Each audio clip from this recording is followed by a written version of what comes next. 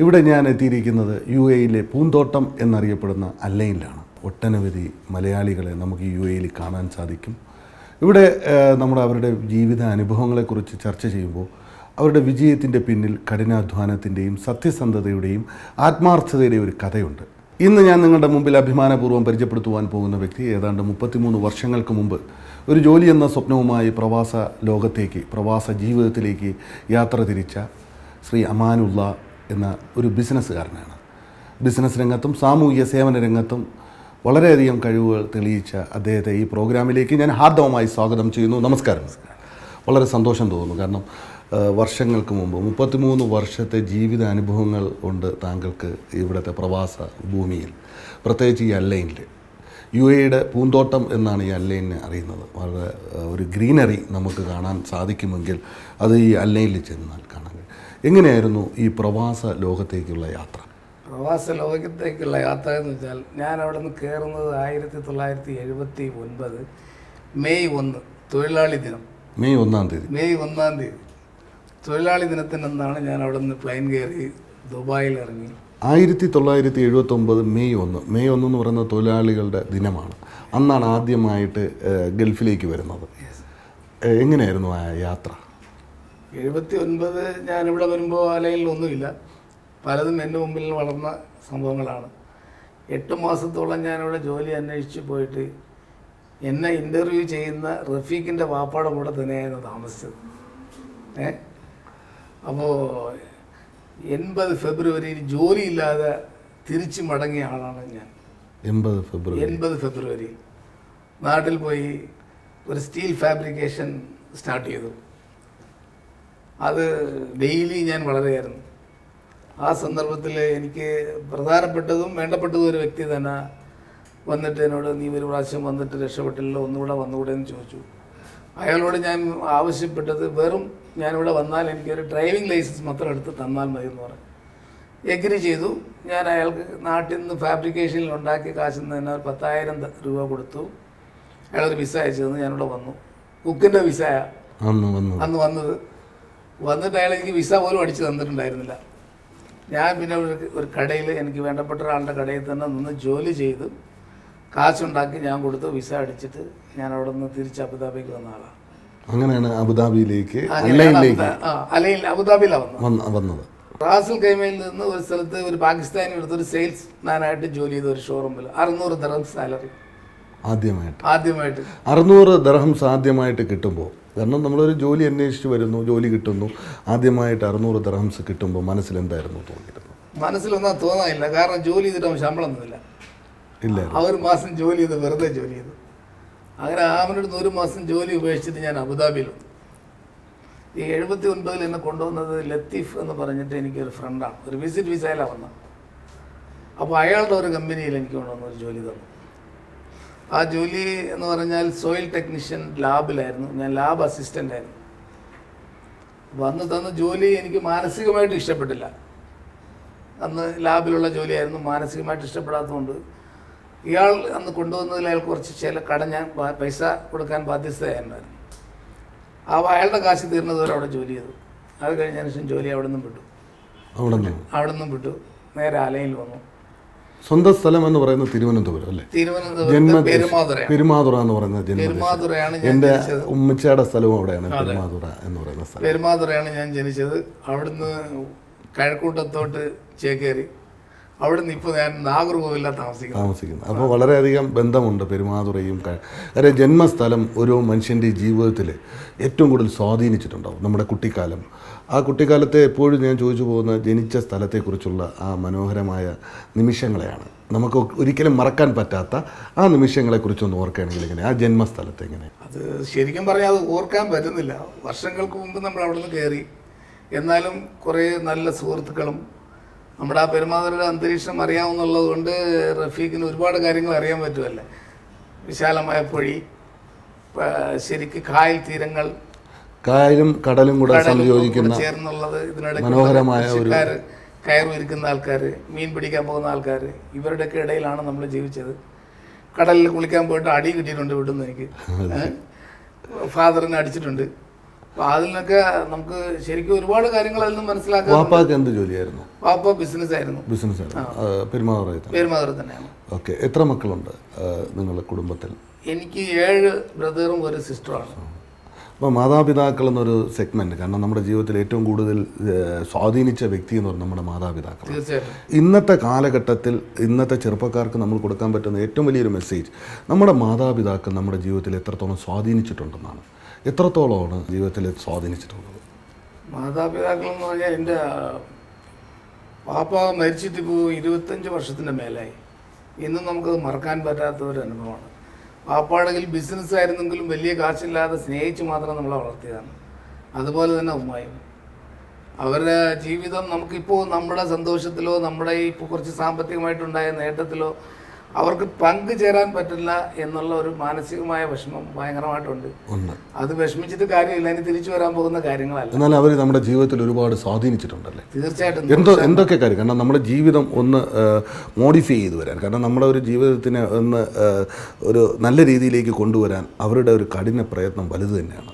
അതിപ്പോൾ നമുക്ക് ഏതൊരു വ്യക്തിയുടെ ജീവിതം നമ്മൾ എടുത്തു നോക്കുമ്പോഴും അതിൻ്റെ പിന്നിൽ മാതാപിതാക്കളുടെ ഒരു ശക്തി, ഒരു സ്വാധീന ശക്തി കൂടെ ഉണ്ടെന്നുള്ള സത്യം. എത്രത്തോളമാണ് അവർ നമ്മളെ മറ്റുള്ളവരുമായിട്ട് ഇൻട്രാക്ട് ചെയ്യുവാൻ, അല്ലെങ്കിൽ അവരുമായിട്ട് നമുക്ക് മുന്നോട്ട് പോകുവാൻ. നമ്മളിപ്പോൾ വേറൊരു രാജ്യത്തേക്ക് ചെല്ലുമ്പോൾ ഒരുപാട് ആൾക്കാരെയാണ് നമ്മൾ ഡേ ബൈ ഡേ കാണാൻ കഴിയുന്നത്. അപ്പോൾ അവരുമായിട്ടെല്ലാം മിങ്കിൾ ചെയ്യുന്നത് നമ്മുടെ ക്യാരക്ടറാണ്. ആ ക്യാരക്ടറാണ് ഒരാൾ നല്ലതെന്നും ചീത്തയെന്നും വിലയിരുത്തുന്നത്. അപ്പോൾ എത്രത്തോളം നമ്മുടെ മാതാപിതാക്കൾ അതിനെ മോഡിഫൈ ചെയ്യാൻ നമ്മളെ സഹായിച്ചിട്ടുണ്ട്. ഇത് നമ്മുടെ കുടുംബത്തിൽ നിന്ന് കിട്ടുന്ന ഒരു കാര്യമാണല്ലോ. ആരോട് എങ്ങനെ സഹകരിക്കണം, സഹകരിക്കണ്ട എന്നുള്ളതൊക്കെ വീട്ടിൽ നിന്ന് തന്നെ നമുക്ക് കിട്ടുന്നുണ്ട്. നമ്മുടെ അപ്പനും അമ്മയും സഹകരിക്കുന്ന രീതി വെച്ച് തന്നെയാണ് നമ്മളും സഹകരിക്കുക. എത്രാമത്തെ മകനായിരുന്നു? ഞാൻ ഏഴാമത്തെ. ഏറ്റവും ഇളയ ആളാണ്? ഇല്ല, ഇനി ഒരാളും കൂടെ ഉണ്ട്. ഒരു സിസ്റ്റർ ഉണ്ട് ഇടയ്ക്ക്. 7 ആണും ഒരു പെണ്ണോ ആണ്. അപ്പോൾ ഏറ്റവും കൂടുതൽ കാരണം എന്ന് വെച്ചാൽ ഒരു വലിയ കുടുംബമാണ് അന്ന് പറഞ്ഞു. കാരണം അന്നത്തെ കാലഘട്ടത്തിൽ നമ്മുടെ ജീവിതം എന്ന് പറഞ്ഞു കഴിഞ്ഞാൽ ഒരു വലിയൊരു ഫാമിലിയെ സംരക്ഷിക്കുക എന്നുള്ളത് തന്നെയാണ് മാതാപിതാക്കൾ എന്ന് ഏറ്റെടുത്ത ഏറ്റവും വലിയ ദൗത്യം. തീർച്ചയായിട്ടും. അവർക്ക് നല്ല വിദ്യാഭ്യാസം കൊടുത്തു, അവരെ നല്ല രീതിയിലേക്ക് ജീവിക്കാനുള്ള വഴി കാണിച്ചു കൊടുത്തു, വഴികാട്ടിയായി എന്നുള്ളത്. അപ്പോൾ ശരിക്കും ഇന്നത്തെ കാലഘട്ടം പോലെയല്ല അന്നത്തെ. അപ്പോൾ ശരി എത്രത്തോളമാണ് അവർ, കാരണം നമ്മുടെ ആ ജീവിതത്തിലേക്ക് ഓരോ സഹോദരങ്ങളെയും കൂടപ്പിറപ്പുകളെയൊക്കെ മുന്നോട്ട് വഴികാട്ടിയായി മാറിയത്. സ്നേഹിച്ച് കാശ് തരാനുണ്ടായിരുന്നില്ല, സ്നേഹത്തോടെയും വഴക്ക് പറഞ്ഞും തന്നെ നമ്മൾ ഓരോ കാര്യത്തിലേക്കും അവർ നയിച്ചിട്ടുള്ളത്. ഇന്നത്തെ കാലത്ത് അങ്ങനെയല്ലല്ലോ. നമ്മുടെ മക്കൾക്ക് ആവശ്യമുള്ളത് പണമാണ്. പണം കൊടുത്തു കഴിഞ്ഞാൽ അവർക്ക് എല്ലാമായി. പിന്നെ ഫാദർ ആയാലും മദർ ആയാലും അതൊക്കെ ഒരു സൈഡ് സപ്പോർട്ട് എന്നുള്ളത് മാത്രമേ ഉള്ളൂ. ഇന്ന് ആ ബന്ധങ്ങൾക്ക് വിലയില്ല. ബന്ധങ്ങളൊന്നും ഒരു വിലയില്ല. ഇന്ന് ഒരു അർത്ഥത്തിലും നമ്മുടെ സാഹോദര്യ ബന്ധങ്ങൾക്ക് വിലയില്ല. ഒന്നുമില്ല. എല്ലാവർക്കും കാശായി അവരവരവരെ കാര്യങ്ങൾ നോക്കുന്നു എന്നുള്ളതല്ലാതെ ബന്ധങ്ങൾക്ക് ആ ഒരു കാലഘട്ടത്തിൽ നല്ല വിലയായിരുന്നു എന്നുള്ളതാണ്. തീർച്ചയായിട്ടും 100%. ഇവിടെ ആദ്യമായിട്ട് അല്ലൈനിലേക്ക് വരുമ്പോൾ ശരിക്കും മനസ്സിൽ കരുതിയിരുന്നു. കാരണം എന്ന് വെച്ച് കഴിഞ്ഞാൽ നമുക്കൊരു ജോലി എന്നുള്ളൊരു സ്വപ്നം മാത്രമായിരുന്നു താങ്കളുടെ കയ്യിലുണ്ടായിരുന്നത്. തീർച്ചയായിട്ടും. അപ്പോൾ ഇന്ന് ഇവിടെ എത്തി നിൽക്കുമ്പോൾ ഒരു എൻ്റർപ്രണറായിട്ട് നിൽക്കുന്നു. ഒരു നല്ല ബിസിനസ് അലുമിനിയം സ്റ്റീൽ വർക്ക്സ് രംഗത്ത് ഇന്ന് UAE അറിയപ്പെടുന്ന ഒരു കമ്പനിയാണ് താങ്കൾ നേതൃത്വം കൊടുക്കുന്നത്. അപ്പോൾ ശരിക്കും അത് ആഗ്രഹിച്ചിരുന്നു, അല്ലെങ്കിൽ അങ്ങനെ ആകണമെന്ന് ആശിച്ചിരുന്നു? ജോലിക്കാരനായിരുന്നു 14 വർഷം ഗവൺമെൻറ്റിലൂടെ. അലൈൻ മുനിസിപ്പാലിറ്റിയിലായിരുന്നു, സ്റ്റോറിലായിരുന്നു. 10-14 വർഷം അവിടെ ജോലി ചെയ്തിരുന്നു. അപ്പോഴത്തേക്കും ഞാനൊരു ലാൻഡ് ക്രൂസർ വണ്ടിയിലെങ്കിലും ഒന്ന് കയറണമെന്ന് വിചാരിച്ചിട്ടുണ്ട്, അറ്റ്ലീസ്റ്റ് ഒന്ന് വീട്ടിലോട്ട് ഡ്രോപ്പ് ചെയ്യാൻ. അപ്പോൾ അതിനൊന്നും അന്ന് സാധിച്ചില്ല. അങ്ങനെ ജോലിയിൽ ഇരുന്നു കൊണ്ട് തന്നെ ഞാൻ ചെറുതായിട്ടൊരു ബിസിനസ് ആരംഭിച്ചതാണ്. ജോലിയിൽ ഇരുന്നുകൊണ്ട് തന്നെ. അപ്പോൾ അന്ന് ഞാൻ വാങ്ങുന്ന ശമ്പളത്തെക്കാളും കൂടുതൽ എൻ്റെ ഫോർമാൻ ഞാൻ സാലറി കൊടുക്കുമായിരുന്നു. എൻ്റെ ഡിപ്പാർട്ട്മെൻറ്റിൽ നിന്ന് ഞാൻ വാങ്ങുന്ന ശമ്പളത്തിനേക്കാൾ കൂടുതൽ കൊടുക്കുമായിരുന്നു. Golden aluminium and steel works എന്ന് പറഞ്ഞ കമ്പനിയാണ്. പക്ഷേ ജോലി ഇരുന്നുകൊണ്ട് തന്നെയാണ് കമ്പനി ആരംഭിച്ചത്. ഏത് വർഷമായിരുന്നു? 91-ലാണ് ആരംഭിച്ചത്. അപ്പോൾ ഒരു ജോലി ഇരുന്നുകൊണ്ട് തന്നെ ഒരു പ്രസ്ഥാനം തുടങ്ങുകയും എത്ര എംപ്ലോയീസിലാണ് തുടങ്ങിയത്? ആകെ 3 പേരാണ്. 3 പേരിൽ മെയിനായിട്ട് ഈ സ്റ്റീൽ അലുമിനിയം വർക്ക്സ് ഏറ്റെടുത്ത് നടത്തും എന്നുള്ളത്. ഞാൻ തന്നെ വർക്ക് കൊണ്ടുവരിക, നമ്മൾ എല്ലാ കാര്യങ്ങളും പറഞ്ഞു കൊടുക്കുന്ന ചെയ്യുന്ന ആൾക്കാരാണ്. മാർക്കറ്റിങ്ങും ഒക്കെ എല്ലാം ഞാൻ തന്നെ. 1 മാൻ ഷോ ആണ്. ഇപ്പോഴും 1 മാൻ ഷോ ആണ്. അപ്പോൾ ശരിക്കും ഇപ്പോൾ ഏതാണ്ട് 33 വർഷങ്ങളായി. അന്നും ഒരുപോലെ കഷ്ടപ്പെടുന്നു, ഇന്നും ഒരുപോലെ കഷ്ടപ്പെടുന്നു. അപ്പോൾ ഈ ഒരു 33 വർഷം നമ്മൾ അത്രത്തോളം ഹാർഡ് വർക്ക് ചെയ്തുകൊണ്ടാണ് നമുക്ക് റിസൾട്ട് കിട്ടുന്നത്. ഏതൊരു മേഖലയെ നമ്മൾ തിരഞ്ഞെടുക്കുമ്പോഴും അവിടെ നമ്മൾ നോക്കുന്ന സത്യസന്ധതയും കഠിനാധ്വാനവും തന്നെയാണ്. എത്രത്തോളം ഹാർഡ് വർക്ക് ചെയ്യേണ്ടി വന്നു ഒരു പ്രസ്ഥാനത്തെ ഡെവലപ്പ് ചെയ്യാൻ? ഒത്തിരിയും കഷ്ടപ്പെട്ടിട്ടുണ്ട്, ഇപ്പോഴും കഷ്ടപ്പെടുന്നുണ്ട്. ഇപ്പം ഞാൻ ഈ മദീന ഹൈപ്പർ മാർക്കറ്റിൽ ഒരു ഷെയർ എടുത്തിട്ടാണ്. ഒരു ഷെയർ ഞങ്ങൾ 4 പാർട്ട്നേഴ്സിൽ ഒരാളാണ് ഞാൻ ഇവിടെ കംപ്ലീറ്റ് ചെയ്യുന്നത്. ഇതിൻ്റെ പാർട്ട്നേഴ്സ് എന്ന് പറയുന്നത് നല്ല ആൾക്കാരാണ്, തിരിഞ്ഞു നോക്കാറില്ല ഈ ഭാഗത്തോട്ട്. അപ്പോൾ കാലത്ത് ഞാനിവിടെ വന്ന് കയറിയ തിരിച്ചു പോകുന്ന രാത്രിയാണ്. ഇപ്പോഴും അധ്വാനിക്കുക തന്നെ, ആത്മാർത്ഥമായിട്ട് അധ്വാനിക്കുക. ഏറ്റവും കൂടുതൽ കാര്യം, നമ്മൾ ഏറ്റവും പ്രധാനപ്പെട്ട ഒരു കാര്യം വിശ്വാസതയാണ്. ഈ അറബികൾക്കിടയിൽ ഏറ്റവും പ്രധാനപ്പെട്ടത് വിശ്വാസത എന്നാണ് നമ്മൾ പറയുന്നത്. ക്രെഡിബിലിറ്റി. ആ ക്രെഡിബിലിറ്റി ഉണ്ടെങ്കിൽ നമ്മൾ ഏതൊരു പ്രസ്ഥാനത്തിന് മുന്നോട്ട് പോകാൻ സാധിക്കും എന്നുള്ളത്.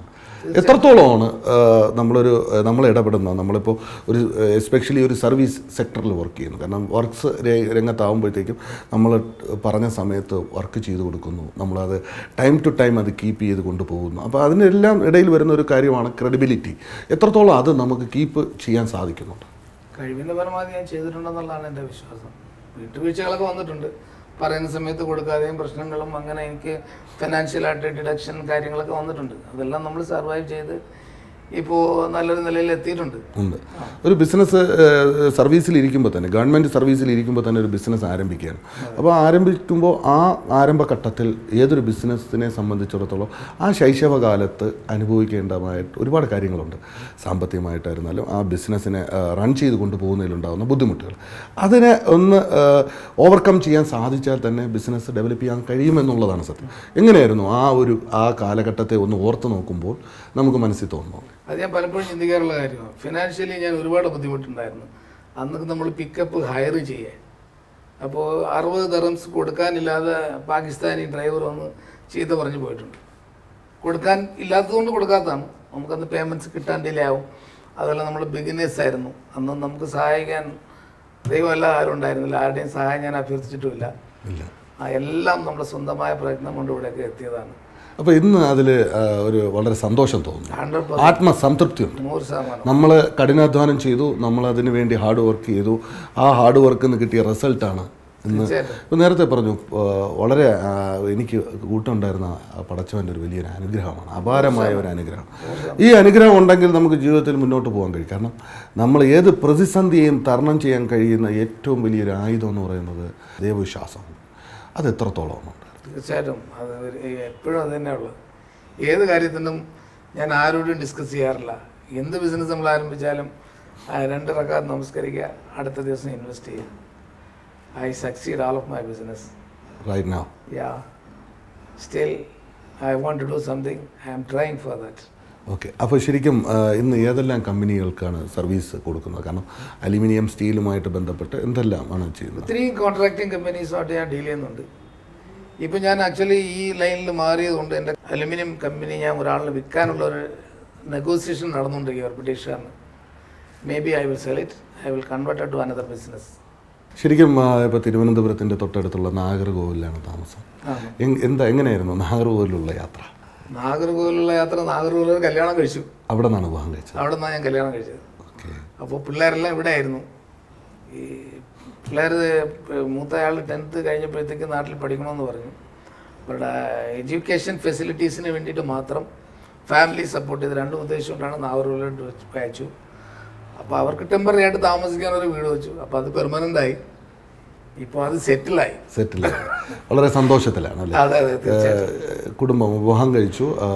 എത്ര കുട്ടികളാണ്? 3 കുട്ടികളാണ്. മൂത്തയാൾ ഹലീമ. അവളിപ്പോൾ എഞ്ചിനീയറിങ് കഴിയാൻ പോകുന്നു, ഫൈനൽ ഇയറാണ്. രണ്ടാമത്തെ മോള് ഹാഷിമ, അവൾ +2. ലാസ്റ്റ് മോനാണ്, അവൻ 10th എക്സാം എഴുതാൻ പോയത്. സന്തോഷമായ ഒരു കുടുംബജീവിതം ഏതൊരു മനുഷ്യൻ്റെ ജീവിതത്തിൻ്റെ ഏറ്റവും വലിയ അസറ്റാണ്. താങ്കളുടെ ജീവിതത്തിൽ താങ്കളുടെ കുടുംബം, കാരണം ഒറ്റയ്ക്കുള്ള യാത്രയിൽ പലപ്പോഴും പ്രതിസന്ധികളും പ്രശ്നങ്ങളൊക്കെ വരുമ്പോൾ ഒരു താങ്ങും തണലുമായിട്ട് നിൽക്കേണ്ടത് കുടുംബം തന്നെയാണ്. ആ കുടുംബത്തിൻ്റെ ഒരു പിന്തുണ ഉള്ളത് കൊണ്ടാണ് നമുക്ക് മുന്നോട്ട് പോകുവാൻ സാധിച്ചത്. എത്രത്തോളമായിരുന്നു ആ കുടുംബത്തിൻ്റെ പിന്തുണ? തീർച്ചയായിട്ടും എത്രത്തോളം? എപ്പോഴും എനിക്കത് പറഞ്ഞറിയിക്കാൻ പറ്റും. ഈ സക്സസിൻ്റെ ഒരു ക്രെഡിറ്റ് ഫാമിലിക്ക് തന്നെ. തിരക്കേറിയ ഒരു ബിസിനസ് സമയത്തൊക്കെ കുട്ടികളുടെ കാര്യം നോക്കുന്നതും എല്ലാ കാര്യങ്ങളും മാനേജ് ചെയ്യുന്നത് മിസ്സസ് ആയിരുന്നു? അല്ല, എല്ലാം ഞാൻ തന്നെ ചെയ്തിരുന്നത്. പക്ഷേ എനിക്ക് എല്ലാ സപ്പോർട്ടും കിട്ടുന്നുണ്ടായിരുന്നു. അത് നമുക്കൊരു ബിസിനസ് മുന്നോട്ട് കൊണ്ടുപോകാൻ വളരെയധികം സഹായിച്ചിട്ടുണ്ടായിരുന്നു. 1979 മെയ് മാസം 1-ാം തീയതി ആദ്യമായിട്ട് ഗൾഫ് രാജ്യത്തിലേക്ക് കാലെടുത്ത് വെക്കുമ്പോൾ കരുതിയിരുന്നു ഇങ്ങനെ ഒരു ബിസിനസ് മാനായി മാറും എന്ന്? ഒരിക്കലും ആഗ്രഹിച്ചിരുന്നു? പലതും ആഗ്രഹിച്ചിരുന്നു. എന്തായിരുന്നു ഏറ്റവും കൂടുതൽ ആഗ്രഹിച്ചത്? ഇല്ല, ആഗ്രഹിച്ചതൊക്കെ എങ്ങനെ തന്നെ ഒരു വണ്ടി വാങ്ങാൻ. ഞാൻ പോകുന്നതിന് മുമ്പ് ലൈസൻസ് കിട്ടിയില്ലെങ്കിലും പോലീസ് പിടിച്ചാൽ ഒരു ദിവസം ഒരു വണ്ടി എടുത്ത് ഓടിക്കണമെന്ന് ആഗ്രഹിച്ചിരുന്നു. അതുകൊണ്ടാണ് രണ്ടാമത് ഒരു വിസ തരാമെന്ന് പറഞ്ഞ ആളിനോട് പറഞ്ഞത് എനിക്കൊരു ലൈസൻസ് എടുത്തെങ്കിലും തരണം. തീർച്ചയായിട്ടും. അപ്പോൾ കാറിൻ്റെ ഡ്രൈവിങ്ങിനോട് വളരെ ക്രൈസാണ്. ക്രേസ് ഇല്ല, നാട്ടിൽ വണ്ടിയില്ല, ഓടിക്കണമെന്ന് ആഗ്രഹം ഉണ്ടായിരുന്നു. എൻ്റെ ഒരു ഫ്രണ്ടിൻ്റെ വണ്ടി ഓടിച്ചിട്ടുണ്ടായിരുന്നു ഫ്രണ്ടിലി. അപ്പോൾ ഇവിടെ വന്നപ്പോൾ നമുക്ക് അതിനൊക്കെ സാഹചര്യം ദൈവം തന്നു. ഇന്ന് എന്തൊക്കെ കാറുകളാണോ ഉള്ളത്? ഇന്നിപ്പോൾ എൻ്റെ കയ്യിൽ ഞാൻ ഉപയോഗിക്കുന്ന ലാൻഡ് ക്രൂസർ കാറാണ്. എവരി 2 ഇയർ, ഇതിനൊക്കെ എത്ര നന്ദി ദൈവത്തിനോട് പറയാം. എവരി 2 ഇയർ ഞാൻ എൻ്റെ ലാൻഡ് ക്രൂസർ ചേഞ്ച് ചെയ്യാറുണ്ട്. ലാൻഡ് ക്രൂസറിനോടാണ് ഇഷ്ടം? എനിക്ക് അതാ ഇഷ്ടം. അപ്പോൾ ഒരു ലാൻഡ് ക്രൂസറിൽ കയറി ഒന്ന് യാത്ര ചെയ്ത് വീട്ടിൻ്റെ നടയിൽ വന്ന് ഇറങ്ങണമെന്ന് ആഗ്രഹിച്ച ഒരാൾക്ക് ആ ലാൻഡ് ക്രൂസറിനെ എടുത്ത് കയ്യിൽ കൊണ്ടു തരുന്നു പടച്ച തമ്പുരാൻ. തീർച്ചയായിട്ടും. അപ്പോൾ നന്ദി എത്രത്തോളമാണ്? അയ്യോ, അത് എനിക്ക് പറയാൻ തന്നെ ഇല്ലല്ലോ. നന്ദി മാത്രമേ ഉള്ളൂ. എപ്പോഴും നന്ദിയേ ഉള്ളൂ. ഈ ഒരു മനുഷ്യൻ്റെ ജീവിതത്തിൽ കഴിഞ്ഞു പോയ കാലഘട്ടങ്ങൾ എപ്പോഴും ഓർക്കണം. കാരണം നമ്മൾ വന്ന വഴികൾ, നമ്മളെ പിന്തുടർന്ന ഓരോ പാതകൾ, നമ്മൾ അനുഭവിച്ച വേദനകൾ, നമ്മൾ വളരെയധികം സന്തോഷിച്ച നിമിഷങ്ങൾ, കഴിഞ്ഞു പോയ കാലഘട്ടങ്ങളെക്കുറിച്ച് ഓർക്കുമ്പോൾ ശ്രീ അമാനുള്ളയ്ക്ക് ഇപ്പോൾ എന്താണ് തോന്നുന്നത്? ഞാൻ എന്താ മറുപടി പറയേണ്ടത് എനിക്ക് അറിയത്തില്ല. കാരണം പെരുമാതുറയിൽ നിന്ന്, കാരണം കായലും കടലും ഒന്നിച്ചു ചേരുന്ന പുഴയുടെ തീരത്ത് നിന്ന് മനോഹരമായ കായൽ തീരങ്ങളും കയർ വ്യവസായത്തിൻ്റെയും മീൻ കച്ചവടക്കാരുടെയും ഒക്കെ നിഷ്കളങ്കമായ ഒരു ഗ്രാമത്തിൽ നിന്ന് ഒരുപാട് ഉയരങ്ങളിലേക്ക് പ്രവാസ ലോകത്തേക്ക് എത്തി ഇവിടെ വന്ന് നിൽക്കുമ്പോൾ ഇപ്പോൾ എന്ത് തോന്നുന്നു? എനിക്ക് തോന്നുന്നത് ഞാൻ എൻ്റെ ജീവിതത്തിൽ സക്സസ് ആയെന്ന് ഞാൻ വിചാരിക്കുന്നു. ഞാൻ പ്രതീക്ഷിക്കുന്നതിനേക്കാൾ കൂടുതലായിട്ട് നമുക്ക് നൽകി പടച്ച. പക്ഷെ നമ്മൾ ഹാർഡ് വർക്ക് ചെയ്തു, ആത്മാർത്ഥതയോടുകൂടി കാര്യങ്ങൾ സത്യസന്ധതയോട് മുന്നോട്ട്. ഈ ഒരു ബിസിനസ്സിൽ സത്യസന്ധതയ്ക്ക് എത്രത്തോളം സാധ്യതയുണ്ടെന്ന്. കാരണം ഈ ഒരു ബിസിനസ്, ഒരു കച്ചവടം എന്ന് പറയുന്നത് സത്യസന്ധതയോടെ 100% സത്യസന്ധതയോടെ ബിസിനസ് ചെയ്താൽ അത് സക്സസ് ആവുന്നു. സത്യസന്ധത ഏറ്റവും പ്രധാനപ്പെട്ട ഒരു ഘടകമാണ്. 100% പുലർത്താൻ കഴിയും. തീർച്ചയായിട്ടും കഴിയും, മാക്സിമം കഴിയും. പിന്നെ ഈ പറഞ്ഞതുപോലെ സൈറ്റിലുള്ള ഡിലേസ് അത് വരും. അല്ലാതെ സത്യസന്ധത ഉണ്ടെങ്കിൽ മാത്രമേ ഏത് ബിസിനസ്സും വിജയിക്കത്തുള്ളൂ.